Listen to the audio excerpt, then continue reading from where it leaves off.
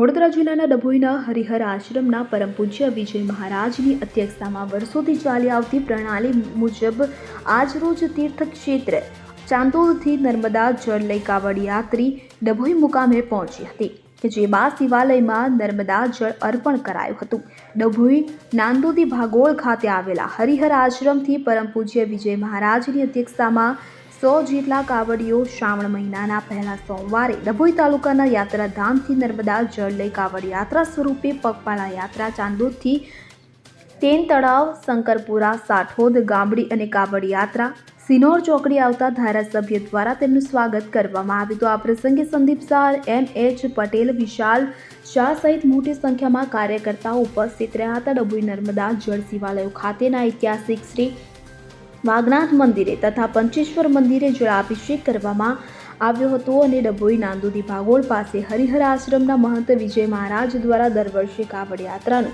28 વર્ષથી આયોજન કરવામાં આવે છે કે જેમાં સંખ્યાબંધ ભક્તજનો આ કાવડ યાત્રામાં ચાણોદ ખાતે વહેલી સવારમાં નર્મદાનું જળ ભરીને ચાંદોદથી પગપાળા યાત્રા ડભોઈ ખાતે આવશે. એટલે કે આ યાત્રામાં પ્રથમ વખત 100 જેટલા માં નર્મદા પરિક્રમા સેવા સંઘ પણ જોડાવા જઈ રહ્યા છે. આ કાવડ યાત્રા દ્વારા ડભોઈમાં આવેલા વાઘનાથ મંદિર તથા પંચેશ્વર મંદિર ખાતે નર્મદાનું જળ ચડાવવામાં અને અભિષેક કરવામાં આવતો હતો. આ પ્રસંગે સમગ્ર વાતાવરણ ભક્તિમય થઈ જાય છે. હર હર મહાદેવના નાદથી સમગ્ર વાતાવરણ ગુંજી ઉઠે છે. ડભોઈ નાંદોદી ભાગોળ પાસે આવેલ હરિહર આશ્રમથી છેલ્લા 28 વર્ષથી કાવડ યાત્રા વિજય મહારાજની અધ્યક્ષતામાં કાઢવામાં આવે છે. ફકીરા ખત્રી સાથે CN24 ન્યૂઝ ડભોઈ.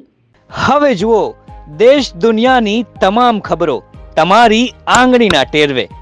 ઉઠાવો મોબાઈલ અને Google Play Store પરથી ડાઉનલોડ કરો અમારી CN24 ન્યૂઝ મોબાઈલ એપ.